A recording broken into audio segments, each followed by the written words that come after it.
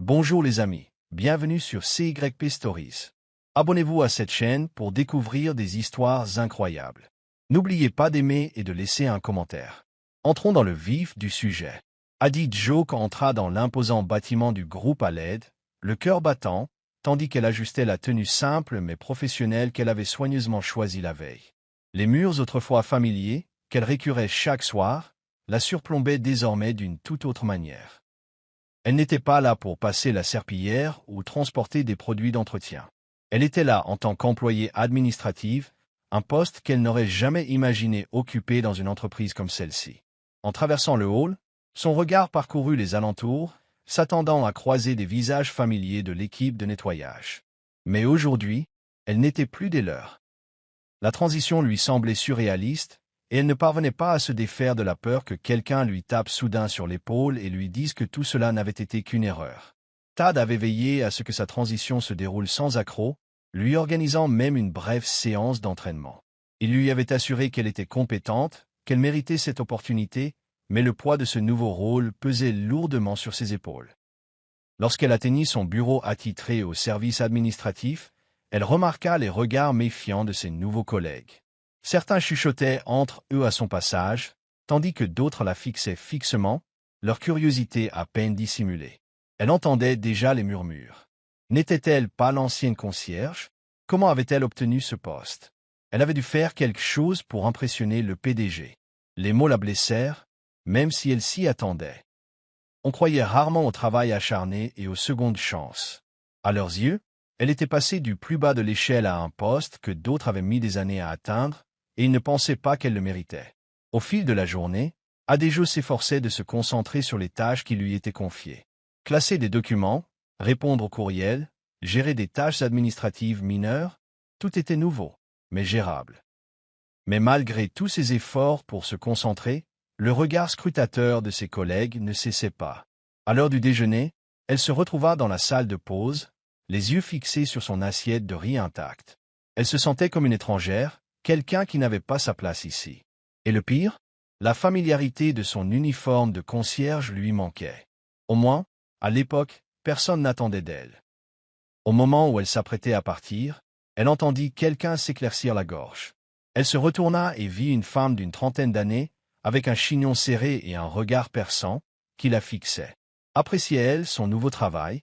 Le ton de la femme n'était pas amical. Adejo se prépara. Elle sentait que la situation allait empirer. Adejo reconnut immédiatement la femme, Fumi, l'une des responsables administratives.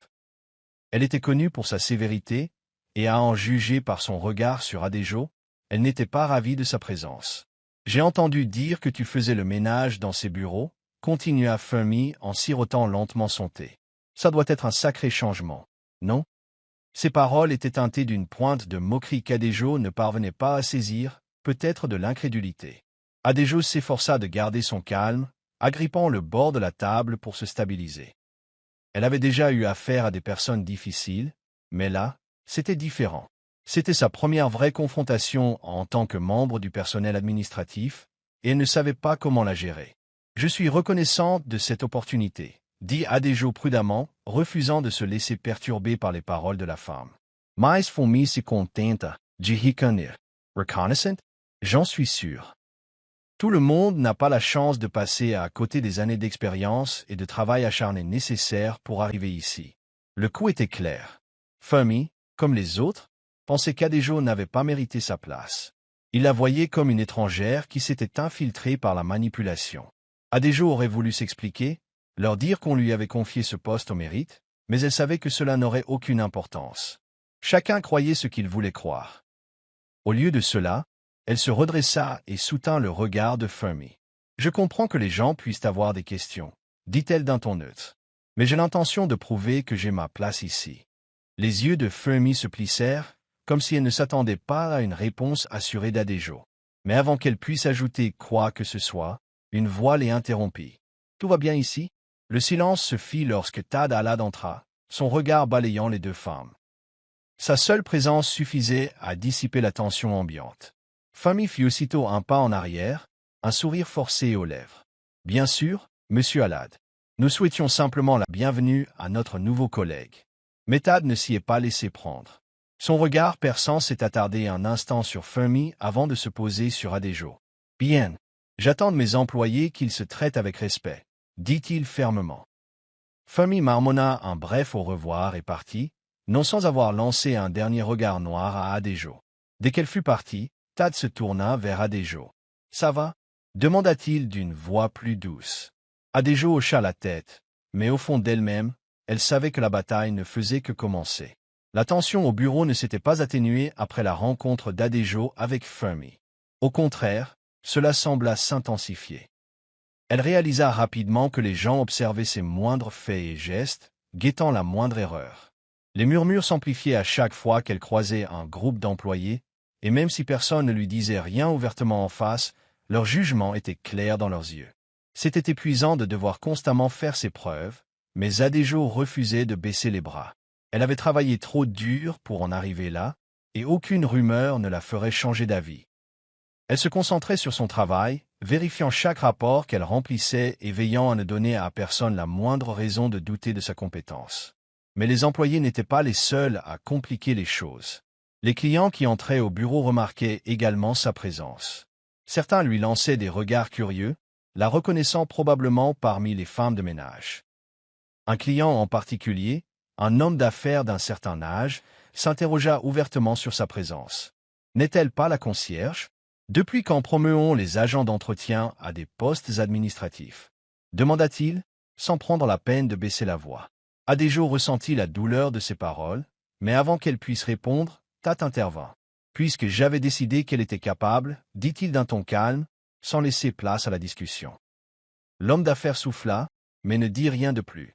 Thad l'avait défendu, mais Adéjo savait qu'elle ne pourrait pas compter éternellement sur lui pour le faire. Elle devait voler de ses propres ailes.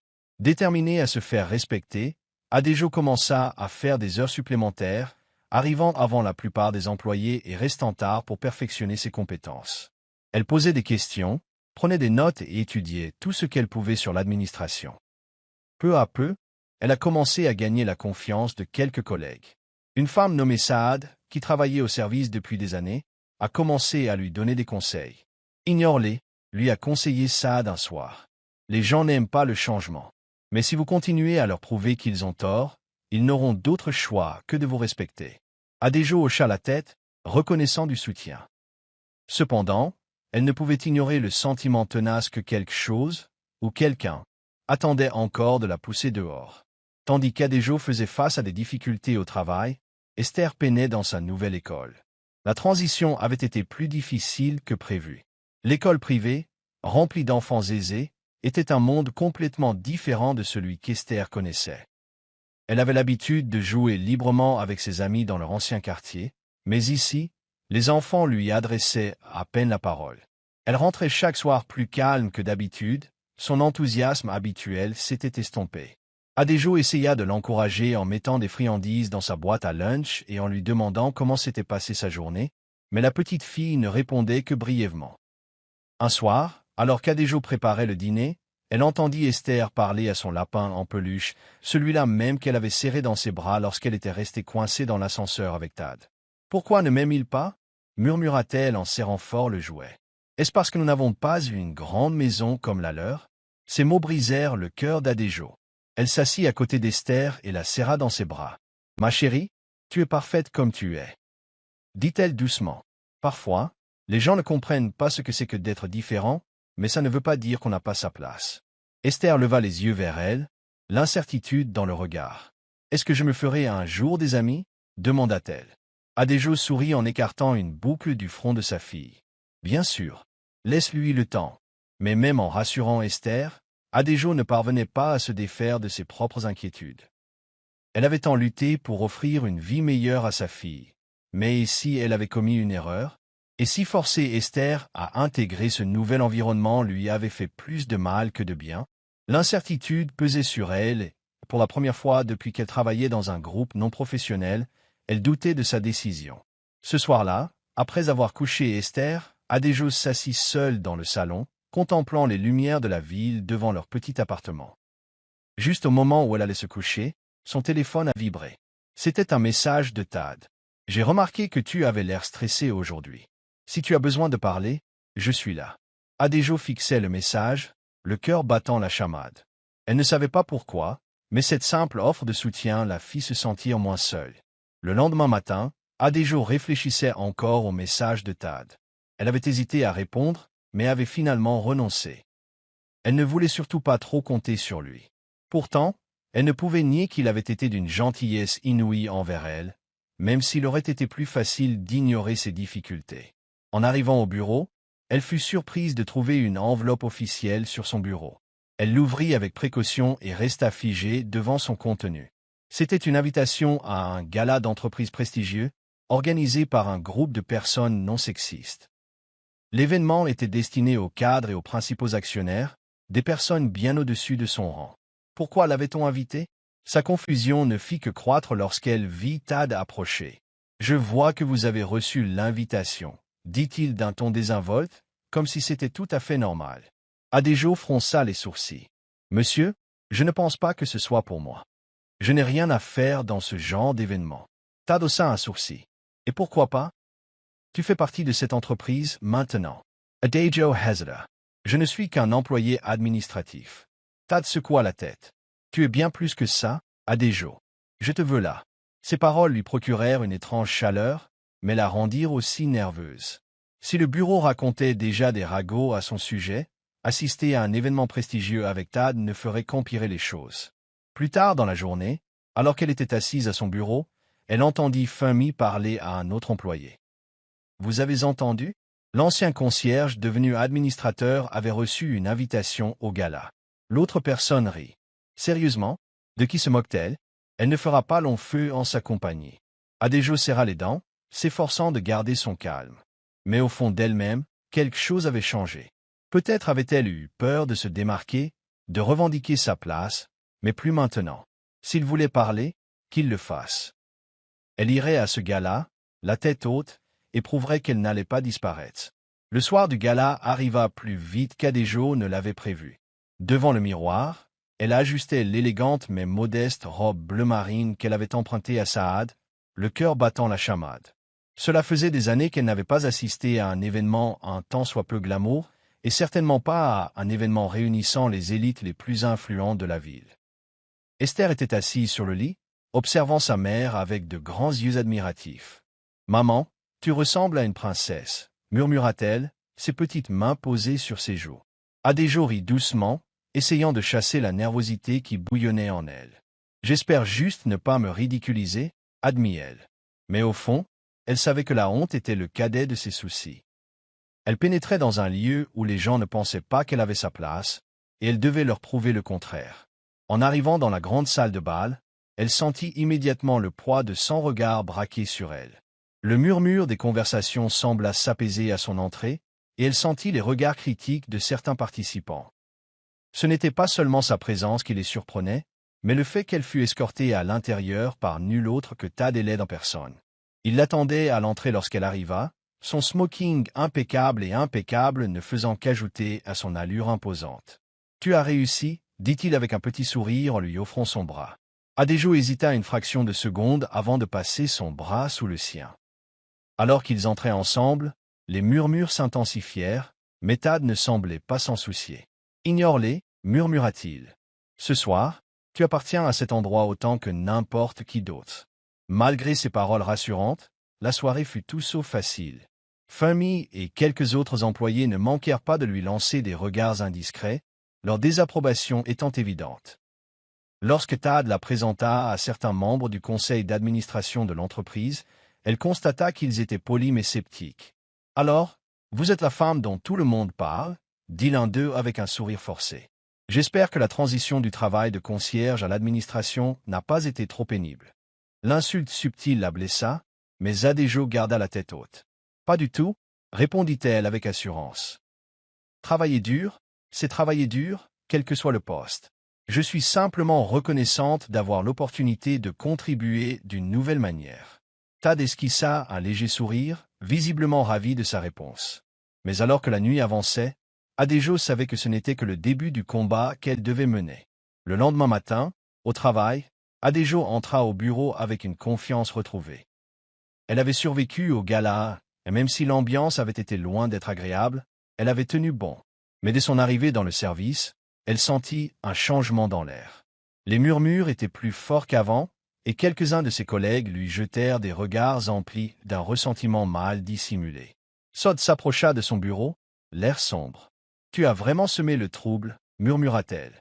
Adejo fronça les sourcils. « Que veux-tu dire »« Sod Sapira. Famille Parle. » Elle dit que tu utilises d'autres moyens pour rester proche de Monsieur Haled. Ces mots frappèrent Adejo comme une gifle. Elle sentit une vague de frustration la submerger. Quoi qu'elle fasse, les gens s'attendaient toujours au pire. C'est ridicule, dit-elle fermement. Je n'ai rien fait de mal. Mais Sod lui lança un regard entendu. Peu importe que ce soit vrai ou non, Adejo. Chacun croit ce qu'il veut. Adejo serra las poings. Elle avait trop travaillé pour laisser des rumeurs infondées tout gâcher. Prenant une profonde inspiration, elle se leva. Il me suffira alors de leur montrer que je suis là parce que je le mérite. Mais alors qu'elle se tournait vers son ordinateur, une notification par email apparut sur son écran, une notification qui lui fit chavirer le cœur. Elle venait des ressources humaines, demandant un rendez-vous. La réunion était tendue. Assise en face d'elle se trouvait Madame Okonjo, la responsable des ressources humaines, une femme connue pour son approche pragmatique. Madame Adejo, commença-t-elle d'un ton indéchiffrable. Des inquiétudes ont été soulevées concernant votre relation avec Monsieur Haled. L'amtoïda d'Adejo, ça sert. Des inquiétudes? Madame Okonjo acquiesça. Certains employés pensent que votre promotion rapide était due au favoritisme et que vos interactions avec le PDG étaient inappropriées. Adejo déglutit difficilement. Ce n'est pas vrai, dit-elle fermement. Haled, M.A. Promuomerite. J'ai travaillé sans relâche pour prouver que j'avais ma place ici. Madame Okonjo l'a étudié attentivement avant de soupirer. Je vous conseille d'être prudent. La politique de bureau peut être impitoyable et tout le monde ne vous soutiendra pas. En quittant la réunion, Adejo réfléchit à toute vitesse. Elle s'attendait à une résistance, mais pas à une attaque directe contre son intégrité. À la fin de sa journée de travail, Adejo se sentait épuisée. Elle était encore sous le choc de la réunion RH, mais elle refusait de se laisser abattre. Alors qu'elle préparait ses bagages pour partir, elle fut surprise par une voix familière derrière elle. « Tu aurais dû me parler de la réunion. » Elle se retourna et trouva Tate debout à la porte, l'air indéchiffrable. « Comment le sais-tu » demanda-t-elle, surprise. « J'ai mes habitudes. » dit-il simplement en entrant et en fermant la porte derrière lui. Je savais que les gens parleraient, mais je ne pensais pas qu'ils iraient aussi loin. Sa mâchoire se crispa et, pour la première fois, Adejo lut dans son regard une lueur proche de la colère. Elle soupira en se frottant les tempes. « Je ne veux pas que tu combattes à ma place, Tate. » Il expira en se passant la main dans les cheveux. « Je ne cherche pas à me battre contre toi, Adejo. Mais je ne peux pas rester les bras croisés pendant que des gens essaient de ruiner ta carrière avec des accusations sans fondement. » Elle le regarda, le cœur battant la chamade. « Alors, qu'est-ce qu'on fait » demanda-t-elle d'une voix plus douce. Il hésita avant de répondre. « Nous gardons nos distances, pour l'instant. S'il voit que rien ne se passe entre nous, les rumeurs s'apaiseront. » Ces paroles la blessèrent plus qu'elle ne s'y attendait. Elle ne s'était jamais considérée comme quelqu'un ayant besoin de la présence de Tate, mais l'idée de s'éloigner de lui la faisait se sentir étrangement seule. Pourtant, elle savait qu'il avait raison. Si elle voulait survivre en sa compagnie, elle devait se battre seule. « D'accord, » dit-elle finalement en forçant un sourire. « Je peux gérer ça. » Tate la stabilisa un long moment avant d'y acquiescer. « Je sais que tu peux. » Mais en quittant le bureau, elle ne parvenait pas à se débarrasser du sentiment tenace que la guerre était loin d'être terminée. La guerre ne faisait que commencer, et elle n'avait d'autre choix que de se battre. Les jours qui suivirent furent parmi les plus difficiles qu'Adejo ait connus. Depuis sa promotion, les rumeurs se répandaient comme une traînée de poudre au bureau, et il semblait que, quoi qu'elle fasse, quelqu'un avait toujours quelque chose de négatif à dire. Les murmures se firent plus aigus, les regards plus critiques et l'atmosphère plus étouffante. Elle entendait les voix chuchoter à chaque fois qu'elle passait, les faux sourires qui cachaient à peine le dédain. Ça lui faisait mal, mais elle refusait de se laisser abattre. Elle travaillait plus dur que jamais, déterminée à laisser ses résultats parler d'eux-mêmes. Si elle laissait leurs paroles l'affecter, elle leur donnerait raison. Mais même en essayant de rester concentrée, l'isolement devenait insupportable. Saad restait un allié discret, mais ceux qui avaient été autrefois cordiaux avec elle gardaient désormais leur distance. On hésitait à répondre à ses courriels, ses demandes étaient traitées avec des retards inutiles, et les petits actes de sabotage étaient monnaie courante. Un jour, un dossier crucial qu'elle avait préparé pour une réunion client a mystérieusement disparu, pour être retrouvé plus tard à la poubelle. Il était clair que quelqu'un voulait la voir échouer, mais Adidjoke a refusé de lui donner satisfaction. Elle commença à faire des copies supplémentaires de son travail, à prendre des notes détaillées et à documenter chaque cas d'hostilité au travail. Elle ne cédait pas sans se battre. Malgré tout, elle se surprit à penser à Tad plus qu'elle n'aurait dû. Ils avaient à peine parlé depuis leur conversation sur la nécessité de garder leur distance, et même si elle savait que c'était pour le mieux, elle ne pouvait nier que sa présence lui manquait. Elle regrettait la façon dont il lui avait toujours donné le sentiment d'appartenir à un groupe, comme si elle était plus qu'une étrangère essayant de s'intégrer dans un monde qui ne la voulait pas. Mais elle se rappelait qu'elle était arrivée jusqu'ici toute seule. Elle n'allait pas s'appuyer sur lui maintenant, pas alors que sa carrière et sa réputation étaient en jeu. À la maison, les choses n'étaient pas plus faciles. Esther avait encore du mal à s'adapter à sa nouvelle école, et chaque jour semblait épuiser un peu plus son esprit autrefois brillant. Adidjoke remarqua les petits changements. Esther était plus calme au dîner, hésitait avant de parler, son enthousiasme habituel pour l'école s'était estompé. Un soir, alors qu'elles étaient assises sur le canapé, Adidjoke décida enfin d'aborder le sujet. « Bébé, ça va ?» demanda-t-elle doucement en écartant une mèche de cheveux du visage d'Esther. La petite fille haussa les épaules, évitant le regard de sa mère. « Je vais bien. » Mais Adidjoke savait qu'il n'en était rien. Elle soupira et serra sa fille contre elle. « Parle-moi, Esther. Tu sais que tu peux tout me dire. » Il y eut un long silence avant qu'Esther ne murmure enfin. « Les enfants de l'école ne m'aiment pas. » Le cœur d'Adidjoke se serra à ces mots. « Pourquoi dis-tu ça ?» demanda-t-elle doucement.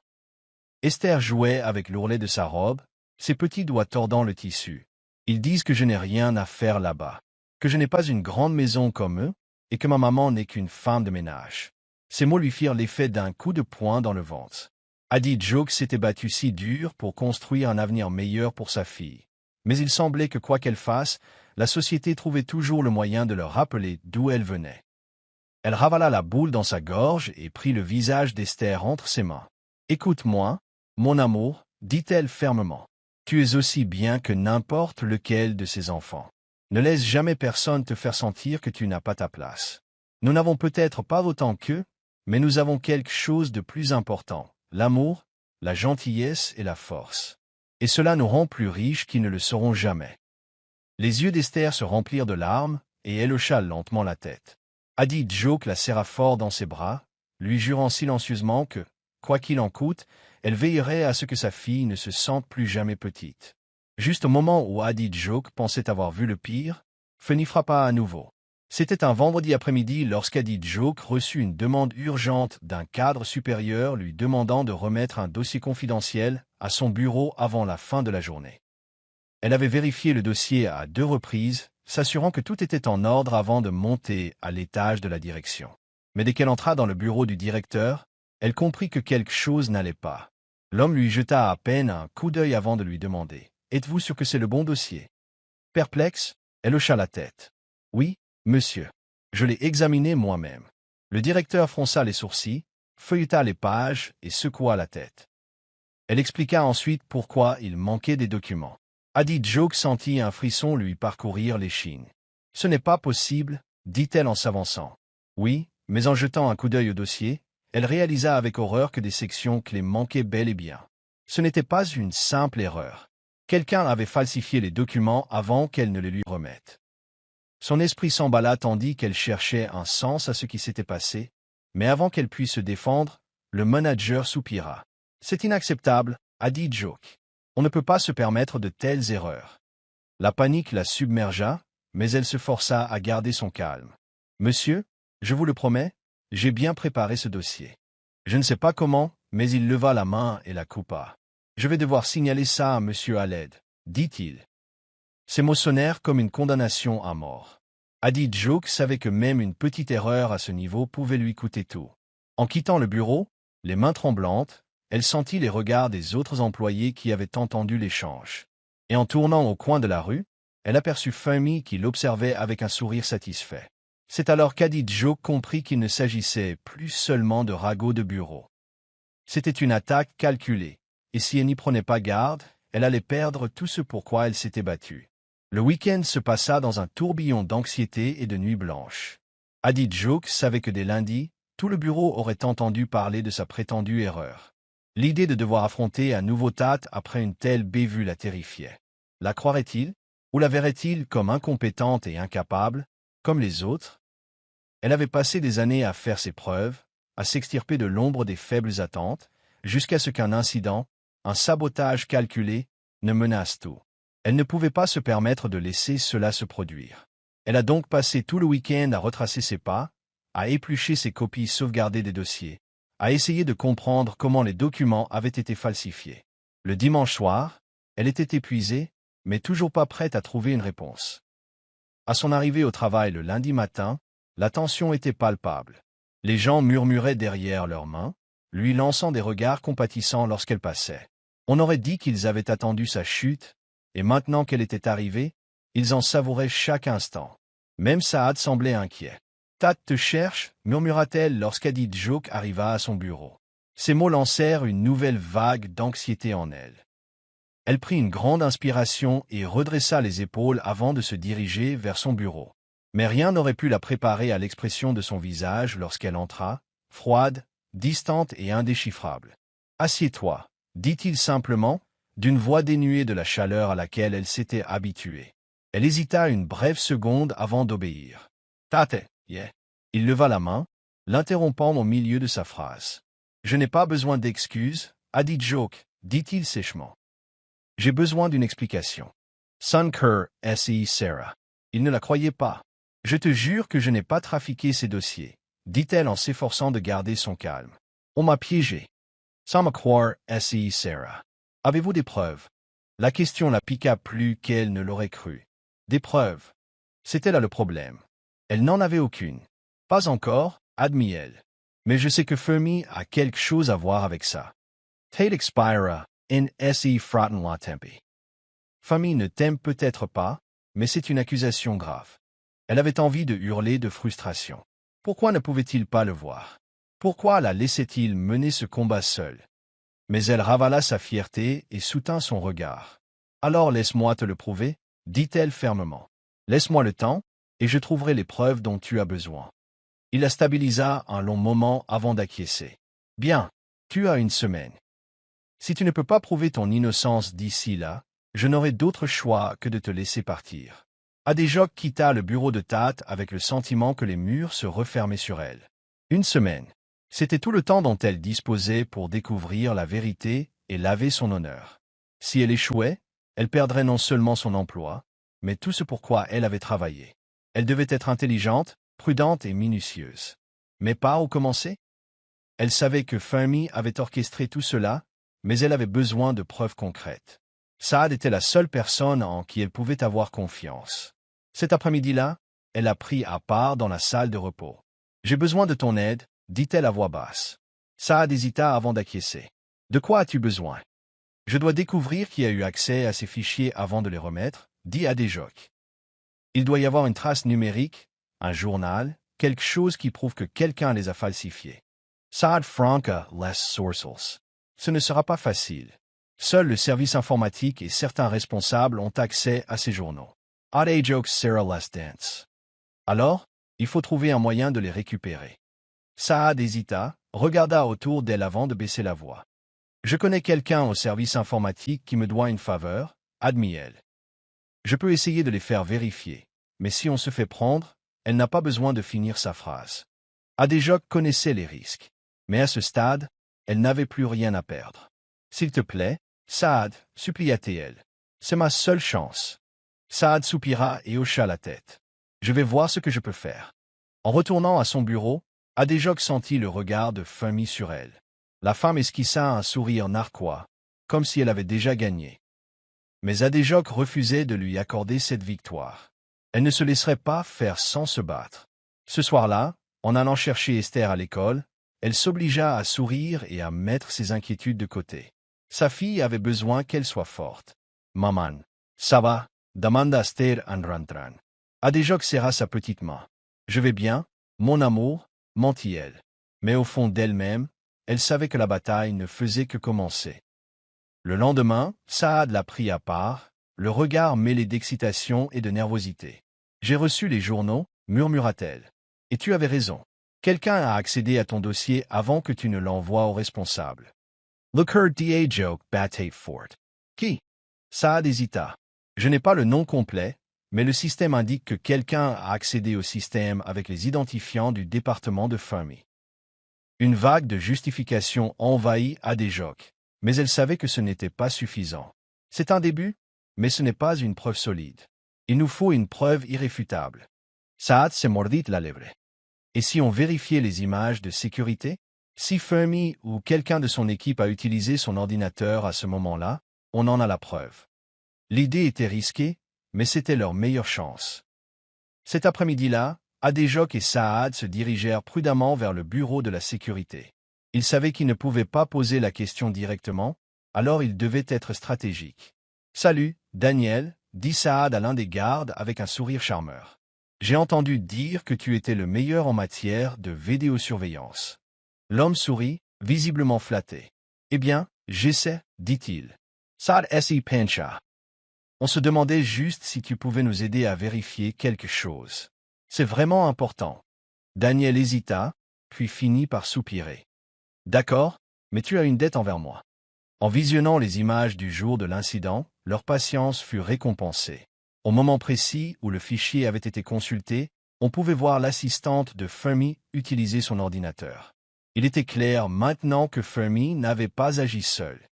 On l'a eu. Murmura Adéjoc, les mains tremblantes. Mais il n'en avait pas fini. Il leur fallait plus, quelque chose qui rendrait Tat impossible à ignorer. Et tandis qu'Adéjoc fixait les images granuleuses, elle savait qu'elle se rapprochait un peu plus de la justice. Adéjoc savait que les images de sécurité ne suffiraient pas. Si elle voulait laver son nom et démasquer Fermi, il lui fallait une preuve irréfutable, une preuve qui ne laisserait place à aucun doute. L'affronter directement était trop risqué. Fermi était rusée, et si elle réalisait qu'Adéjoc la traquait, elle brouillerait les pistes. Non, Adéjoc devait être maligne. Elle devait faire croire à Fermi qu'elle ignorait tout. Alors, au lieu d'apporter immédiatement les preuves à Tat, elle décida de tendre un piège. Elle rédigea un email, feignant l'inquiétude et s'excusant, avouant une erreur sur un autre dossier sur lequel elle travaillait. Elle l'envoya à Fermi, sachant que si Fermi avait vraiment été à l'origine du premier coup monté, elle ne pourrait s'empêcher de saisir une seconde occasion de la saboter. Saad, avec une attente silencieuse, observait Adéjoc poursuivre son travail comme si de rien n'était. « Tu es sûr que ça va marcher ?» murmura-t-elle tandis qu'il se dirigeait vers la salle de repos. « Il le faut, » dit Adéjoc fermement. « Fermi est trop gourmande. Elle ne résistera pas à une nouvelle occasion de me discréditer. » Comme elle l'avait prévu, plus tard dans l'après-midi, un membre du personnel informatique l'a informé que son système avait été attaqué à distance. « C'est étrange, » a dit le technicien. « On dirait que quelqu'un s'est connecté à votre compte depuis un autre service. » Look her da joke batay fort. Elle savait exactement ce qui s'était passé. Fermi avait mordu à l'hameçon. Il ne lui restait plus qu'à la prendre sur le fait. Au lieu de réagir immédiatement, Adéjoc continua de faire semblant d'ignorer, feignant de ne pas remarquer les légères modifications s'apporter à son document. Mais en coulisses, elle et Saad ont travaillé pour obtenir l'empreinte numérique reliant Fermi à l'accès non autorisé.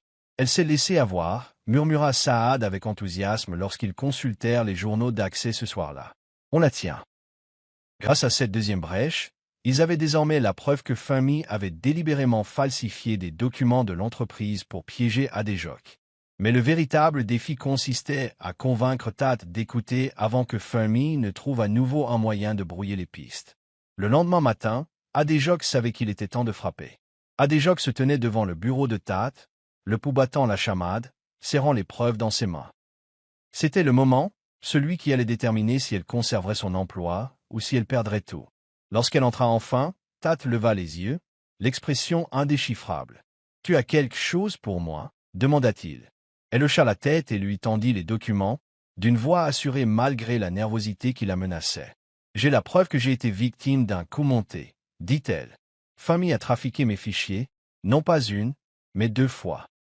Tad fronça les sourcils en examinant les captures d'écran des caméras de sécurité, les journaux d'accès et les horodatage. À chaque preuve examinée, son expression s'assombrissait. « Êtes-vous en train de me dire qu'elle a délibérément modifié les fichiers de l'entreprise pour vous saboter? » « Oui, » a confirmé Adéjoc. « Et je peux le prouver. » Elle a expliqué comment elle avait tendu le piège, montrant comment Fermi avait mordu à l'hameçon et accédé à son travail sans autorisation. Elle a montré les images de sécurité montrant l'assistante de Fermi devant son ordinateur, effectuant les modifications qui avaient mis Adéjoc en danger. « Il ne s'agit pas que de moi, monsieur, » a-t-elle ajouté. « Il en va de l'intégrité de l'entreprise. Si elle a pu me faire ça, elle peut le faire à n'importe qui. » La mâchoire de Tad se serra, et pendant un instant, il n'y eut que le silence entre eux. Puis, finalement, il expira et posa les papiers. « Laisse-moi faire, dit-il. Je m'en occupe. » Adéjoc hésita. « Cela signifie-t-il que tu me crois? » Il la fixa du regard, son expression plus douce qu'elle ne l'avait été depuis des jours. « Je n'ai jamais voulu douter de toi, Adéjoc, admis-il.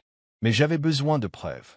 Maintenant que je l'ai, je vais m'assurer que les bonnes personnes le voient. » Un soulagement l'envahit, mais elle savait que la bataille n'était pas encore terminée. Fermi allait être confrontée, et lorsqu'elle comprit qu'elle avait été exposée, impossible de savoir comment elle réagirait. Adéjoc espérait seulement que justice serait rendue avant que Fermi ne trouve un moyen de retourner la situation en sa faveur.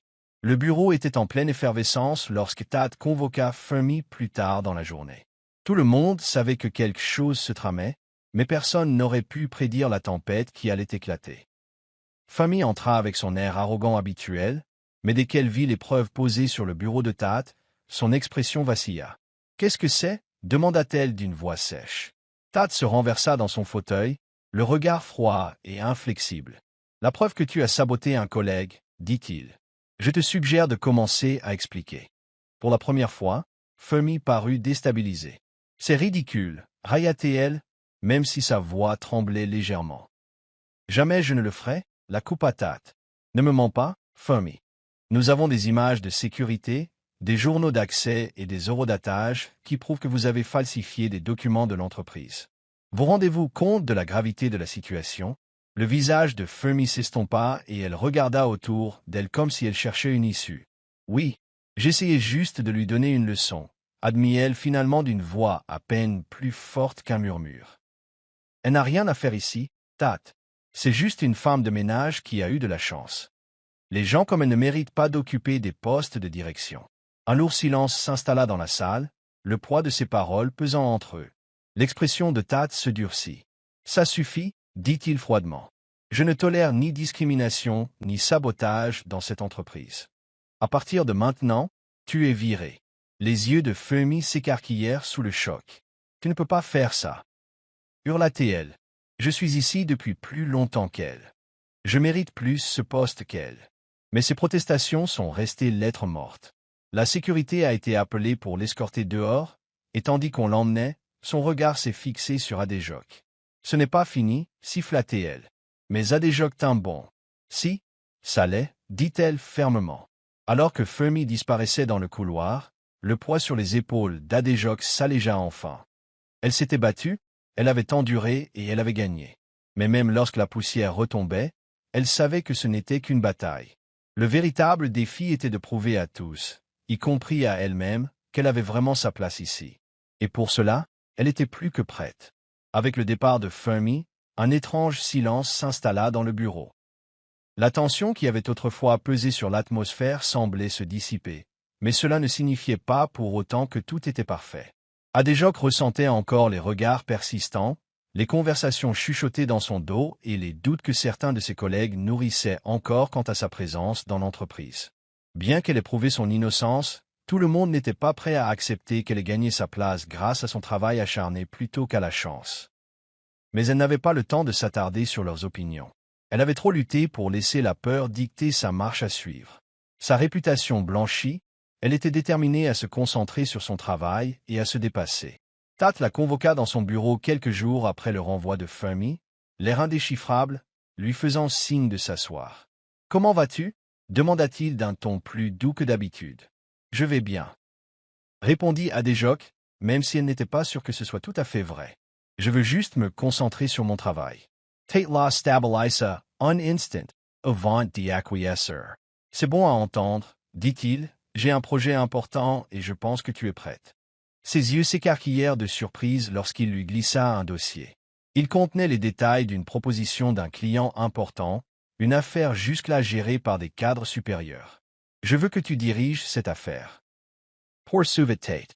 Tu as fait tes preuves, et j'ai confiance en toi. Le cœur d'Adéjoc battait la chamade, mêlé d'excitation et de peur. C'était l'occasion pour elle de prouver à tous qu'elle avait sa place. Je ne te décevrai pas, promit-elle, la détermination brûlant dans ses yeux. En quittant son bureau, elle sentit une nouvelle raison de vivre s'installer en elle. Elle n'était pas seulement là pour survivre, elle était là pour s'épanouir. Ce soir-là, alors qu'elle entrait dans son petit appartement et trouvait sa fille profondément endormie sur le canapé, un livre dans ses petites mains, elle ressentit une vague de gratitude. Elle se pencha et déposa un doux baiser sur le front de la petite fille. « Tout ira bien », murmura-t-elle.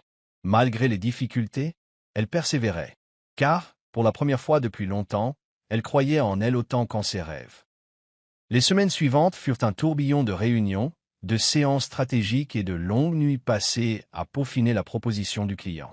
Adéjoc s'est investi à fond dans son travail, déterminé à faire du projet un succès. Mais plus de responsabilité implique plus de contrôle. Son ascension soudaine ne réjouit pas tout le monde au sein de l'entreprise. Certains cadres, qui l'avaient autrefois rejetée, la considérant comme une nouvelle recrue incompétente, la surveillaient désormais avec suspicion, s'attendant à un échec.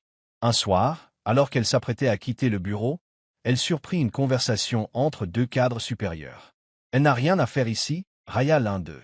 Tate essaie juste de se faire bien voir en la promouvant. L'autre rigola. On verra combien de temps elle tiendra. Elle ne supporterait pas cette pression. Adéjoc serra les poings, leurs paroles la blessant plus qu'elle ne voulait l'admettre. Mais au lieu de les laisser la briser, elle les utilisa comme carburant. S'ils s'attendaient à un échec, elle leur prouverait le contraire. Elle redoubla d'efforts, peaufinant sa proposition jusqu'à en connaître tous les détails. Elle répétait sa présentation tard dans la nuit, se préparant à toute question ou contestation possible. Elle ne se contenterait pas de répondre aux attentes, elle les dépasserait. Le jour de la grande présentation arriva enfin, Adéjoc entra dans la salle de conférence la tête haute. Les dirigeants étaient assis autour de la longue table, leurs expressions indéchiffrables tandis qu'elle prenait place au premier rang.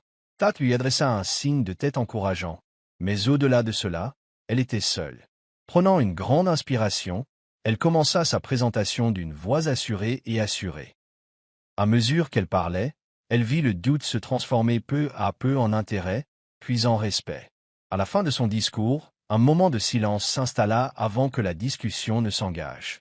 L'un des associés principaux se tourna vers Tate. « Elle est douée, » admit-il. « Cette proposition est solide. » Tate sourit simplement. « Je te l'avais bien dit. » Après le succès de la présentation, la place d'Adéjoc au sein de l'entreprise ne fut plus remise en question. Les doutes qui l'entouraient autrefois commencèrent à s'estomper, remplacés par une reconnaissance indéniable de ses compétences et de son travail acharné. Elle avait gagné sa place, non pas grâce à la faveur de qui que ce soit, mais parce qu'elle s'était battue pour l'obtenir. Même ceux qui doutaient autrefois de ses capacités la regardaient désormais avec un respect nouveau. Mais pour Adéjoc, ce n'était que le début. Elle savait que les défis continueraient de se présenter, mais elle était prête à les relever. Un soir, après une journée particulièrement longue, elle se retrouva sur le toit de son immeuble de bureau, contemplant la ville. La brise fraîche caressait sa peau tandis qu'elle repensait à tout ce qui s'était passé. Elle avait débuté comme femme de ménage, mère célibataire luttant pour joindre les deux bouts. Désormais, elle dirigeait des projets et prenait des décisions qui façonnaient l'avenir de l'entreprise. C'était surréaliste, mais réel. Et c'était le sien.